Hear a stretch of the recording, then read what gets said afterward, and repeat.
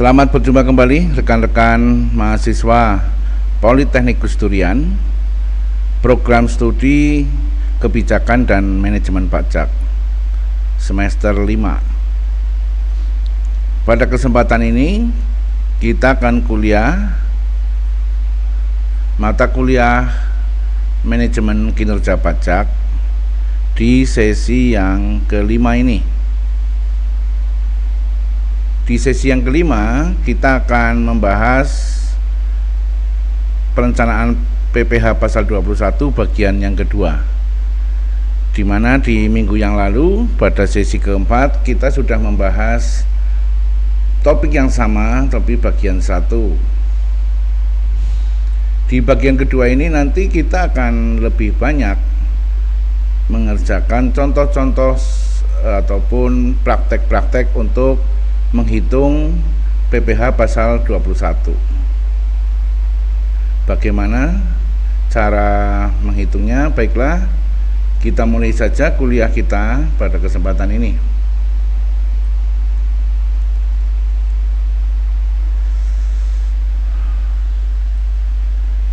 Kita lanjutkan materi kita dari yang bagian 1 kemarin, masih membahas mengenai tarif pemotongan PPh pasal 21 progresif dan TER untuk tarif kategori TER bagian atau TER B.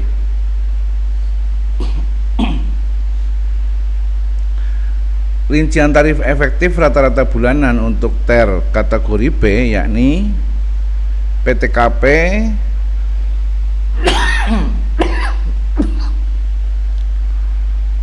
PTKP, TK2 dan K1. Mohon maaf. Yang memiliki penghasilan ataupun batas kena pajaknya adalah 63 juta, dan PTKP TK2 3 dan K2 yang memiliki batas penghasilan kena pajaknya adalah 67,5 juta.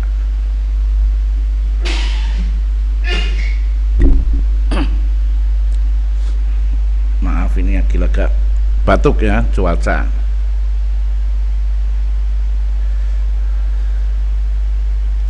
Baiklah, kita lihat tabelnya, tabel tarif TER. Yang pertama, untuk sampai dengan penghasilan 6.200.000 per bulan, TER-nya adalah 0%. Kemudian untuk 6,2 sampai 6,5 juta per bulan, TER-nya 0,25%. Untuk penghasilan 6,5 sampai dengan 6,85 juta per bulan, TER-nya adalah 0,5%. Dan seterusnya sampai tertinggi adalah sampai ke ini level yang ke-20 nanti sampai level 40 ya. Level 20 di sini kita lihat penghasilan 33.950.000 sampai dengan 37.100.000 per bulan. Tarif TER-nya adalah 14%.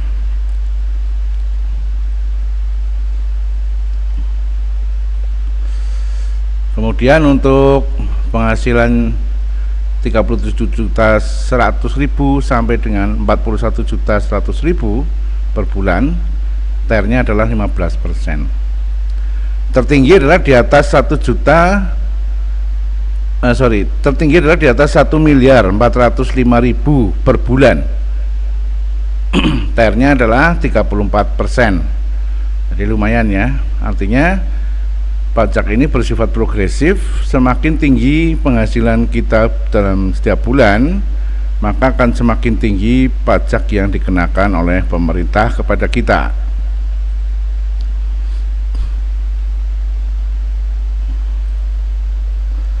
Selanjutnya adalah untuk tarif yang ketiga, yaitu tarif kategori TER yang C. Rincian tarif efektif rata-rata bulanan atau TER untuk kategori C, yakni untuk PTKP tingkat 3 ya, dan penghasilan batas tidak kena pajaknya adalah 70 juta rupiah per bulan. Maaf, 70 juta rupiah per tahun ya.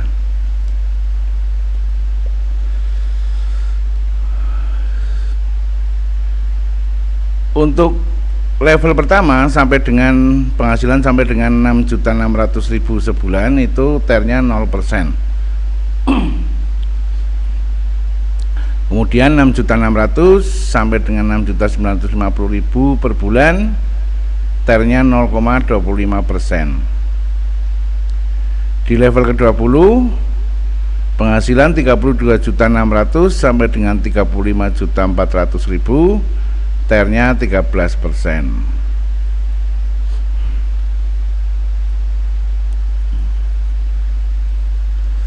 Tertinggi adalah di atas 1.419.000.000 per bulan, TER-nya adalah 34%. Sama seperti tadi di kategori B, semakin tinggi penghasilan, TER-nya semakin besar.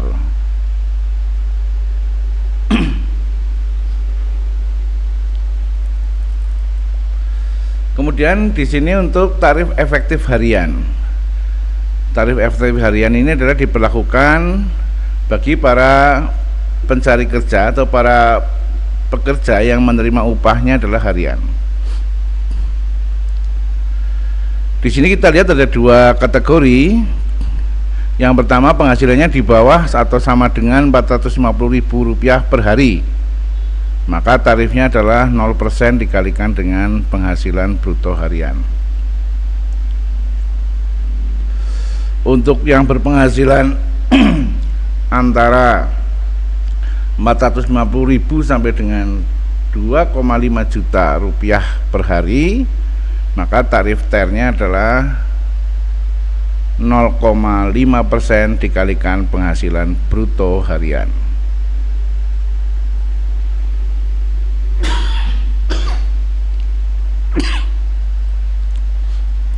Kemudian kita bicara berikutnya mengenai subjek pemotongan dan dasar pengenaan.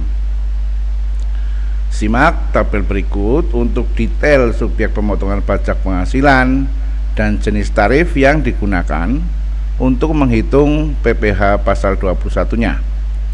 Silakan teman-teman nanti dalam versi PDF-nya bisa dibuka lebih lebar supaya bisa terbaca. Ya, silakan nanti dipelajari dan disimak sendiri tabel pemotongan dan dasar pengenaan pajak PPh 21.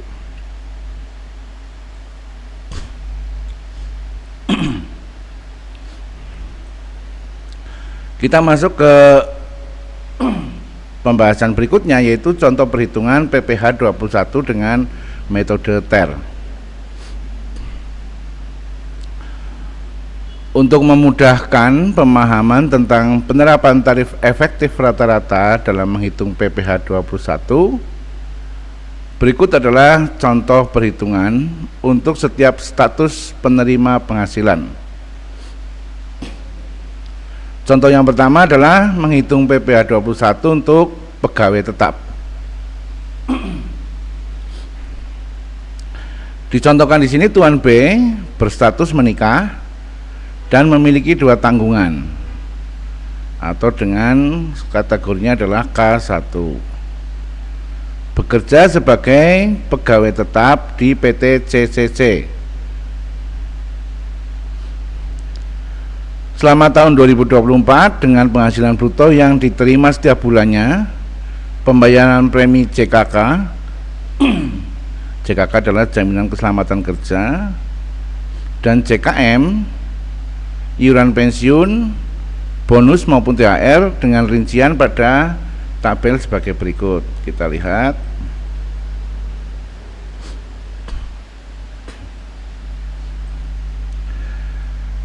Ini kita lihat di kolom pertama ada bulan, ya, Januari sampai dengan Desember tahun 2024. Kemudian gaji pokoknya setiap bulan 10 juta, sehingga totalnya ada 120 juta dalam 1 tahun.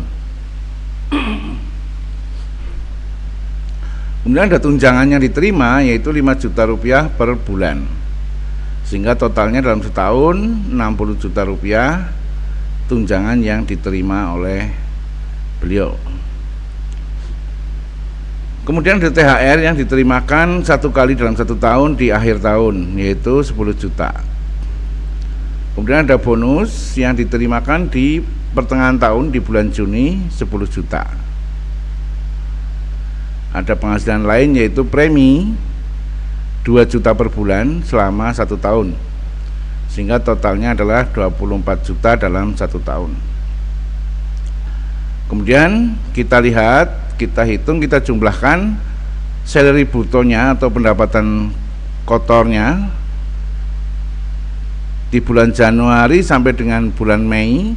Karena tidak ada tambahan THR maupun bonus, maka jumlahnya sama, yaitu 17 juta per bulan.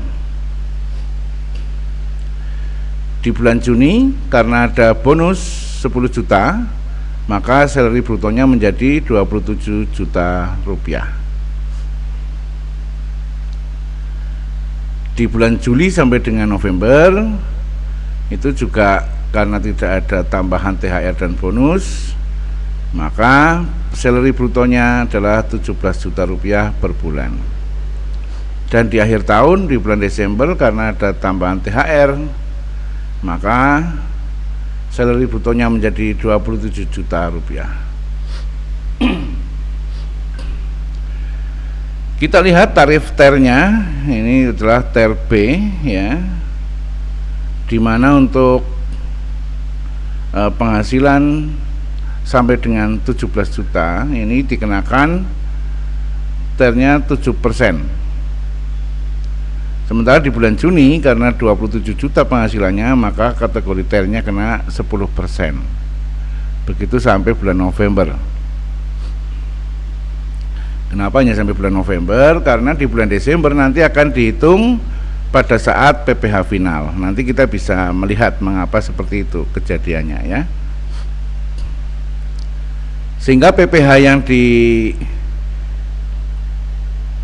ditetapkan atau besaran PPh yang harus dibayar, PPh terhutangnya sesuai dengan hitungan TER-nya itu adalah masing-masing bulan Januari sampai bulan Mei sama 1.190.000, kemudian di bulan Juni 2.700.000, dan di bulan Juli sampai November sama, yaitu 1.190.000. Sehingga totalnya PPh 21 yang ini PPh berarti PPh masa ya, masa setiap bulan yang harus dihitung, totalnya adalah 14.600.000. Ini di tabel ini saya kira cukup jelas ya, bisa dipahami.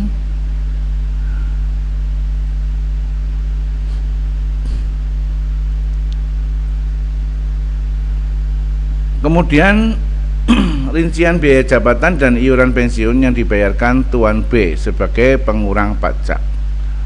Jadi Tuan B juga harus membayar sesuatu yang nanti akan menjadi pengurang pajak. Yang pertama adalah biaya-biaya yang timbul karena dia menjabat sebagai pejabat di perusahaan tersebut. Itu biaya jabatan ya, maksimal setahunnya adalah 6 juta. Kemudian iuran pensiun 1 tahunnya adalah 1,2 juta. Dengan rincian pada tabel tersebut, perhitungan pajak penghasilan pasal 21 terhutang pada bulan Desember bisa dihitung sebagai berikut.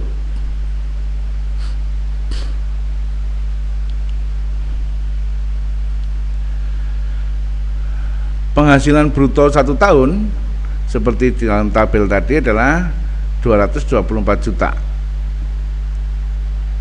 Pengurang penghasilannya adalah biaya jabatan setahun 6 juta dan iuran pensiun setahun adalah 1,2 juta. Sehingga total pengurangnya adalah 7,2 juta. Nah, nilai 7,2 juta ini dipakai sebagai pengurang penghasilan bruto setahun. ketemu angka penghasilan neto dalam 1 tahun, yaitu 216.800.000. Nah, kemudian PTKP setahun, ya.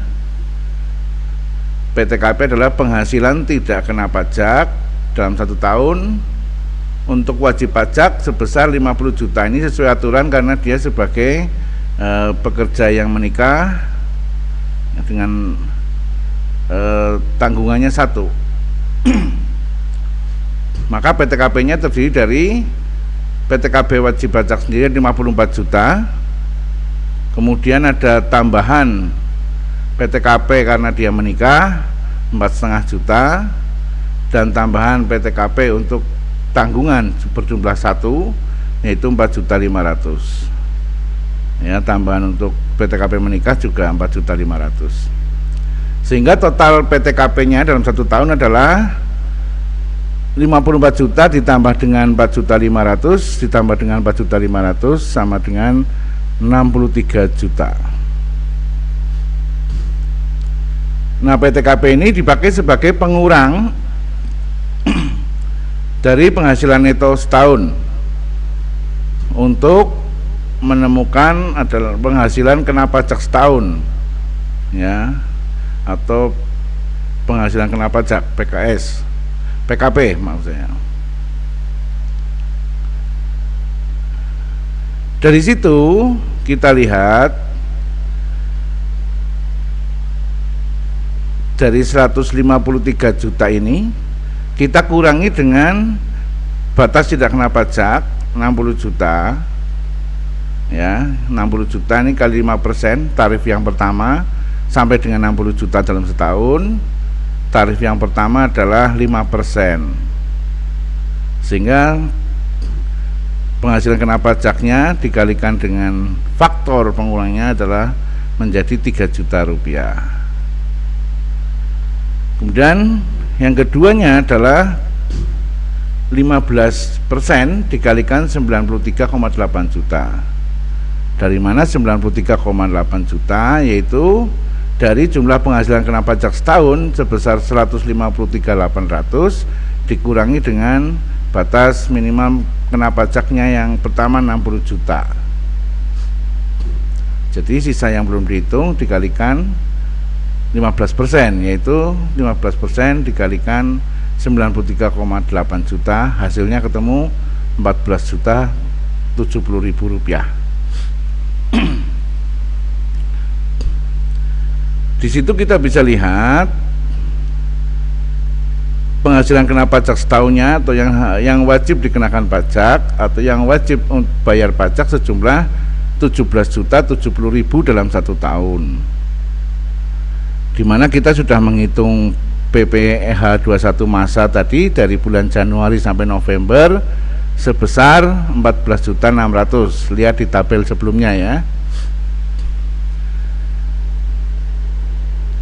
Hutang pajak setahun 17.070.000 sudah membayar melalui SPT masanya setiap bulan sampai bulan November adalah 4.600.000, sehingga PPh yang harus dipotong atau dibayar pada bulan Desember 1 bulan di akhir tahun adalah 17.070.000 dikurangi dengan 14.600.000. Hasilnya ketemu 2.470.000. Itu adalah pembayaran terakhir di bulan Desember.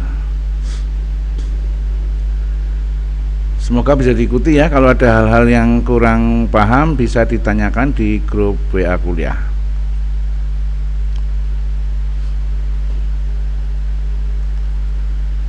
Berikutnya adalah contoh kedua untuk menghitung PPh 21 pegawai tidak tetap.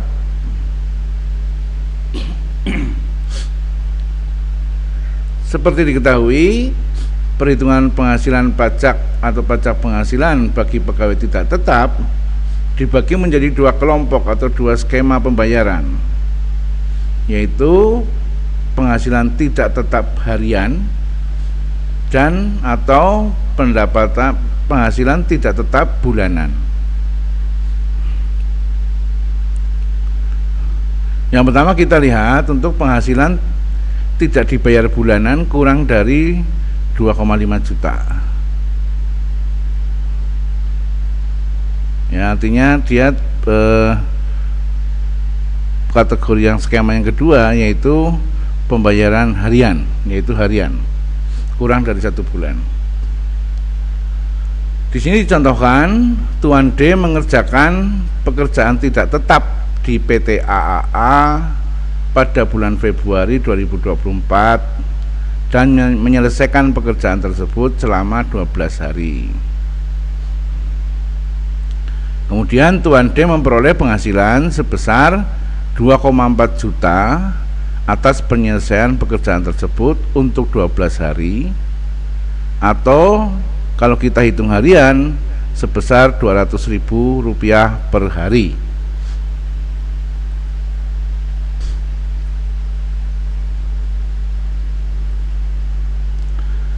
Karena penghasilannya masih di bawah Rp250.000 per hari, maka perhitungan PPh pasal 21 menggunakan tarif efektif 0%. Sehingga perhitungan pajak penghasilan pasal 21 atas penghasilan harian Tuan D sebesar tarif efektif harian dikalikan penghasilan bruto harian. Karena tarif efektifnya 0% dikalikan 200.000, ketemunya pajak terhutangnya adalah 0% atau Rp0. Kemudian kita lihat yang kedua adalah penghasilan tidak dibayar bulanan lebih dari 2,5 juta atau Rp2.500.000 per bulan. Kita lihat. Lalu pada periode April 2024 Tuan D mendapatkan pekerjaan tidak tetap di PT EEE selama 2 hari dan memperoleh penghasilan sebesar Rp5,5 juta.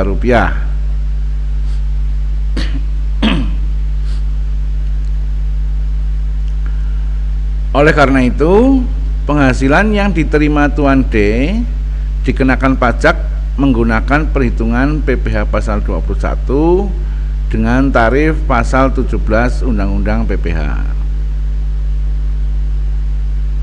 Dengan demikian, penghasilan Tuan D sebagai pegawai tidak tetap dikenakan PPh 21 dengan perhitungan sebagai berikut, yaitu 5% dikalikan 50% penghasilan bruto dikalikan dengan penghasilan brutonya 5,5 juta. Maka akan ditemukan di situ adalah Rp137.500.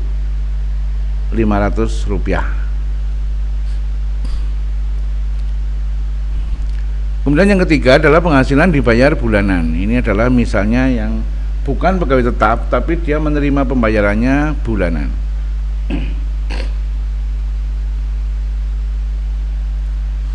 Tuan B bekerja di PT EE sebagai pegawai tidak tetap yang berstatus tidak menikah dan memiliki 2 tanggungan,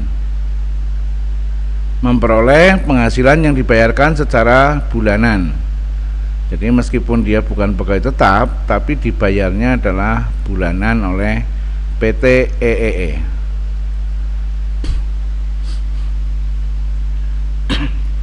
Karena Tuan B berstatus tidak kawin atau TK dengan dua tanggungan, maka perhitungan PPh 21 menggunakan tarif efektif bulanan atau TEK-nya dengan kategori C.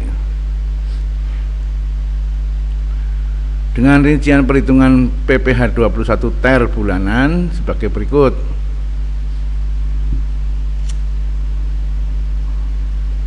Lihat tabel di sebelah kanan. Kita lihat kolom pertama ada bulan Januari sampai Desember. Kolom kedua adalah gaji bruto atau penghasilan kotor setiap bulan.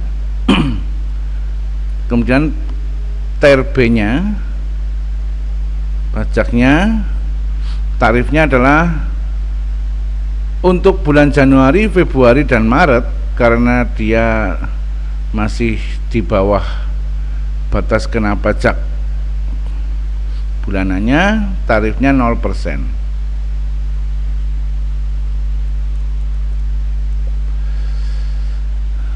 Ya, kenapa seperti itu? Karena kita tahu bahwa penghasilan tidak kena pajak 60 juta untuk kategori C, sehingga kalau kita dibagi 60 juta setahun ya, kalau kita bagi dengan 12 maka 5 juta. Artinya setiap berpenghasilan kotor sebulan 5 juta itu belum dikenakan PPh 21. Di bulan April penghasilannya 7 juta. Karena sudah di atas 5 juta maka dia dikenakan tarif ter B sebesar 0,75%.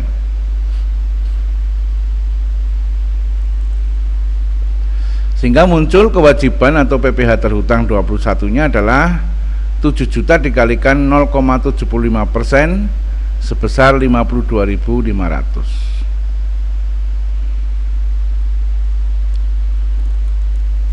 Di bulan Mei dan Juni, Tuan B mendapatkan pekerjaan dengan penghasilan 2 juta pada bulan Mei dan 1 juta pada bulan Juni. Seperti halnya tadi bahwa di bawah 5 juta ini masih belum terkena pajak, sehingga ternya tarifnya 0 dan PPh terhutangnya juga 0 untuk bulan Mei dan Juni.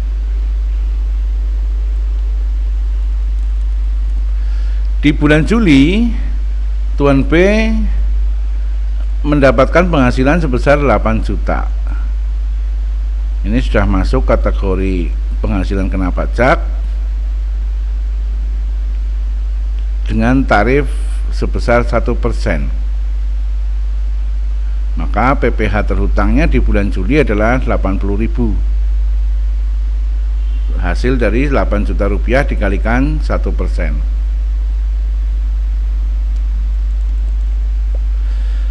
Di bulan Agustus, September, dan Oktober masing-masing Tuan B berpenghasilan kotor sebesar 4 juta, 3 juta, 2 juta, 4 juta, dan 3 juta. Sebagaimana halnya tadi, di bawah 5 juta tidak dikenakan pajak sehingga PPh terhutangnya 0. Di bulan November, Tuan B mendapatkan penghasilan kotor sebesar 9 juta. Ini sudah masuk kategori pendapatan kena pajak atau penghasilan kena pajak dengan tarif ternya adalah 1%. Maka PPh terhutangnya di bulan November 90.000.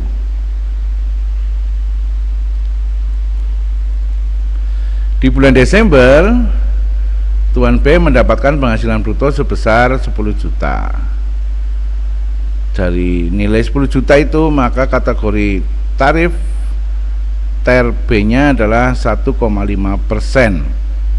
sehingga PPh terhutangnya di bulan Desember adalah 10 juta dikalikan 1,5% sama dengan 150.000. Dari situ nanti kita jumlahkan dalam 1 tahun PPh terhutangnya, PPh 21 terhutang Tuan B adalah sebesar 372.500. Ini nanti yang harus dilaporkan dan disetorkan kepada negara sebesar 372.500. Itu adalah contoh tadi untuk pegawai lepas atau pekerja lepas harian dan bulanan. Sekarang kita lihat contoh yang ketiga, yaitu contoh menghitung PPh pasal 21 bukan pegawai. Ya, kalau tadi yang A adalah contoh untuk pegawai tetap, yang B tadi adalah contoh yang pegawai tapi bukan pegawai tetap. Ya, statusnya pegawai tapi bukan status tetap. Ada yang dibayar harian, ada yang dibayar bulanan tadi di contoh B. Sekarang di contoh C-nya adalah contoh menghitung pasal 21 yang bukan pegawai.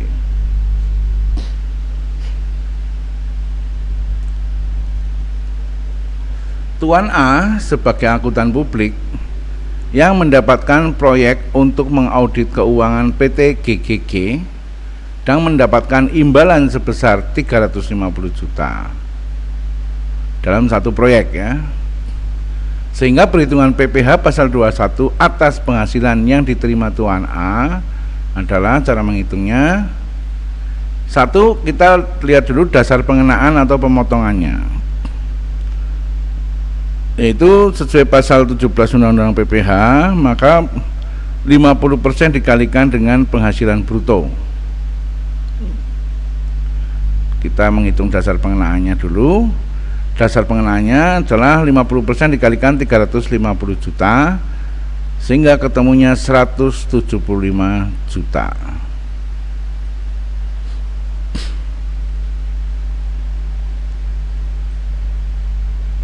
Yang kedua, kita hitung besaran PPh 21-nya. Ya, kita lihat tadi 100 berapa? 175 juta ya dasar pengenaannya. Sehingga di sini kita lihat yang pertama adalah 5% dari 60 juta.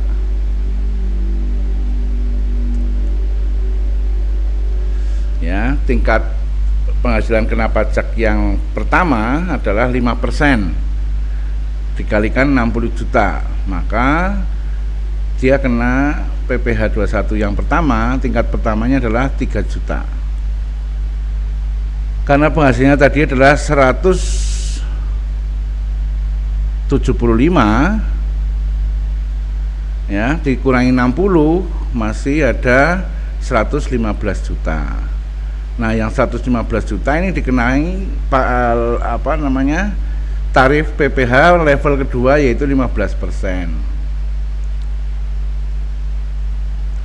Sehingga 15% dikalikan dengan 115 juta sama dengan 17.250.000. Dari situ di total pajak terhutang level 1 dan pajak terhutang level 2-nya yaitu 3 juta ditambah dengan 17.250.000.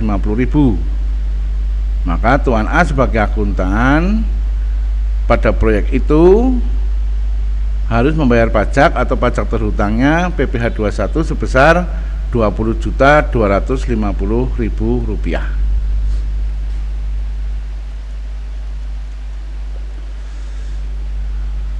Semoga bisa dipahami dengan baik.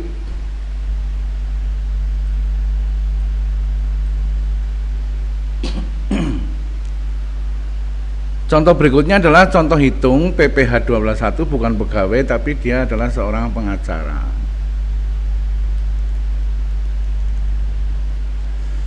Tuan G berprofesi sebagai pengacara di kantor advokat AAA dengan perjanjian setiap jasa konsultasi hukum yang dibayarkan oleh pengguna jasanya akan dipotong 10% oleh pihak kantor advokat AAA sebagai bagian penghasilan kantor advokat tersebut.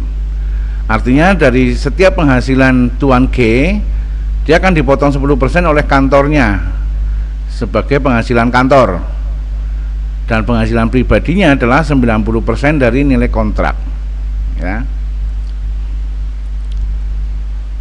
Kemudian 80% dari jasa konsultasi hukum yang dibayarkan pengguna jasa tersebut akan dibayarkan kepada Tuan G setiap akhir bulan. Selama 2024, rincian jasa konsultan hukum yang dibayarkan oleh klien dari pemberi jasa Tuan G di kantor advokat AAA adalah sebagai berikut.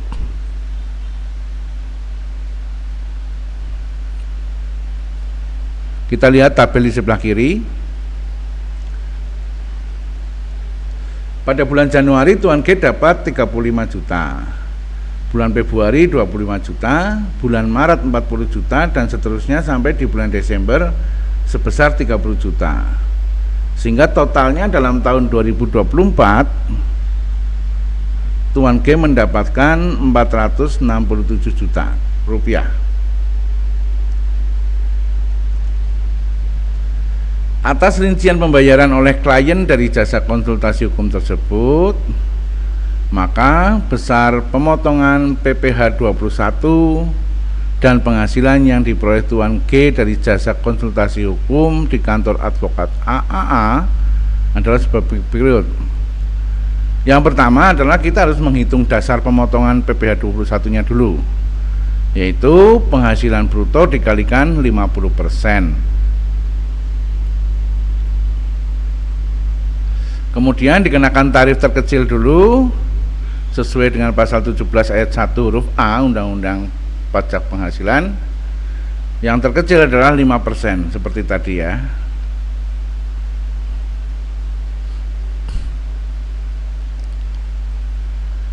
Maka hitungannya adalah sebagai berikut. Pada Januari penghasilan brutonya adalah 35 juta, sehingga dasar pengenaan pajak PPh 21 atau DPP PPh 21 yaitu penghasilan bruto dikalikan dengan 50%. Hasilnya 17.500.000 di bulan Januari. Dan seterusnya sampai Desember DPP PPh 21-nya dikalikan dengan penghasilan dikalikan dengan 50% adalah 15 juta. Sehingga total DPP PPh 21 pada tahun itu Tuan G adalah Rp233.500.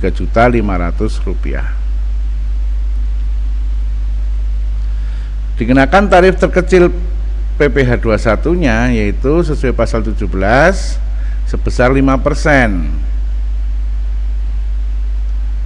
Maka PPh 21 terhutang Tuan G di bulan Januari adalah 17.500.000 dikalikan 5% sebesar ketemunya 875.000. Di bulan Februari DPP-nya 12,5 juta dikalikan 5%, PPh terhutangnya adalah 625.000. Dan seterusnya dihitung setiap bulan sampai di bulan Desember, di mana DPP PPh-nya adalah 15 juta dikalikan tarif pasal 17 sebesar 5%, maka di bulan Desember PPh 21 terhutangnya sebesar Rp750.000. Ini kemudian di total selama 1 tahun, maka PPh 21 terhutangnya Rp10.625.000 dan dibayarkan atau dilaporkan sebagai PPh final. Ya. Itu adalah contoh untuk bukan pegawai yang bersifat profesi, yang jadi profesi yang terikat dengan lembaga, yaitu lembaga advokat yang dia bekerja di sana. Kalau tadi contoh akuntan, dia tidak terikat dengan lembaga. Itu tadi dua contoh yang bukan pegawai, sama-sama profesi, tetapi yang akuntan tadi Tuan F itu tidak terikat dengan lembaga, sedangkan yang advokat terikat dengan lembaga di mana dia bekerja, sehingga penghitungan pajaknya adalah setelah dikurangi dengan beban lembaganya. Kemudian kita lihat contoh untuk subjek yang lain. Yang pertama, komisaris tidak merangkap sebagai pegawai tetap perusahaan. Ya, Tuan H adalah seorang anggota komisaris di PT KKK yang berstatus menikah dan memiliki 1 anak. Selama tahun 2024, Tuan H hanya menerima penghasilan berupa honorarium dari perusahaan sebesar 80 juta pada bulan Desember 2024. Atas penghasilan yang diperoleh Tuan H dari PT KKK tersebut, maka berikut perhitungan pajak penghasilannya. Yang pertama, kita lihat bahwa Tuan H menikah dan punya 1 tanggungan, maka status PTKP-nya adalah K1.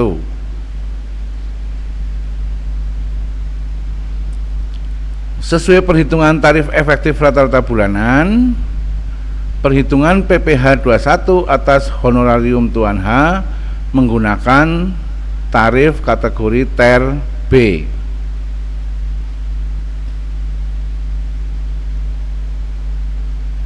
Tarif ter kategori B untuk status K1 dari penghasilan 80 juta adalah sebesar 23%.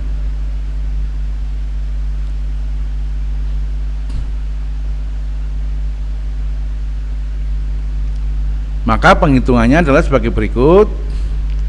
Penghasilan bruto dikalikan tarif efektif bulanan. Ya.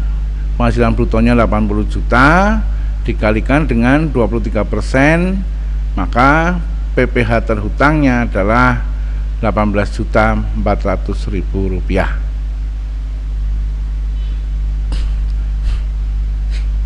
Itu adalah contoh Tuan H yang berprofesi sebagai komisaris, tapi dia tidak berlaku atau tidak bekerja sebagai pegawai tetap di perusahaan tersebut. Kemudian pegawai yang menarik dana pensiun. Contoh kedua ini untuk subjek lain ya. Tuan J bekerja di PT MMM sebagai pegawai tetap. Perusahaan mengikut sertakan pegawainya dalam program pensiun yang diselenggarakan oleh dana pensiun SSS. Pada Februari 2024 mengambil uang manfaat pensiun dari dana pensiun sebesar 25 juta. Ya, jadi di sini Tuan J bekerja di PT MMM. Dia ikut program dana pensiun. Meskipun beliau belum pensiun pada bulan Februari 2024, beliau menarik manfaat pensiun dari dana pensiun sebesar 25 juta. Maka atas penarikan dana pensiun tersebut dikenakan pemotongan PPh dengan perhitungan sebagai berikut.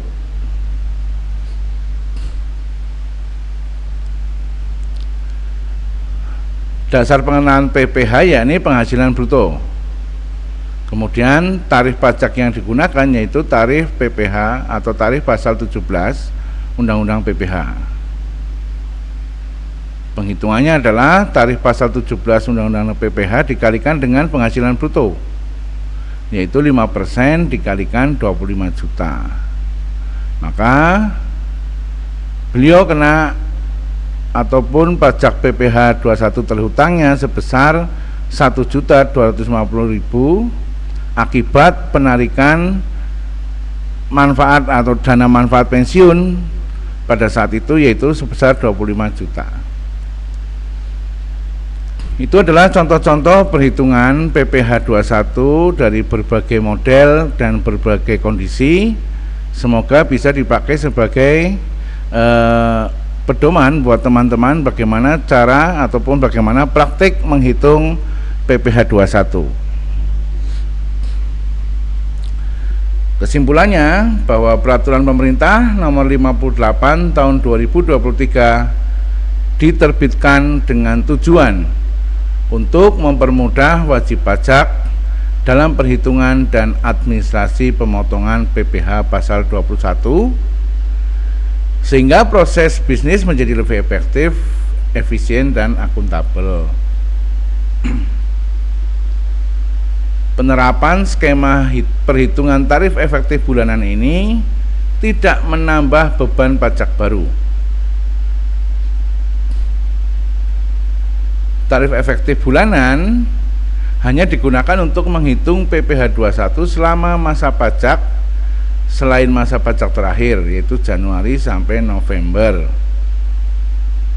Artinya pemotongan PPh 21 dapat melakukan pemotongan PPh pasal 21 di setiap masa pajak atau setiap bulan.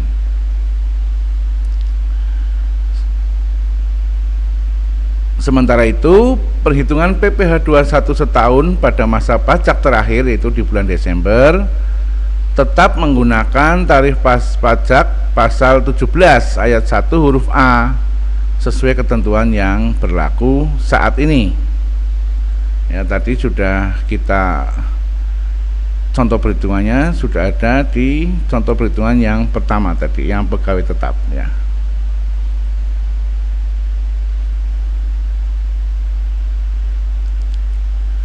Saya kira itu teman-teman yang bisa kita bahas pada kuliah kita kali ini.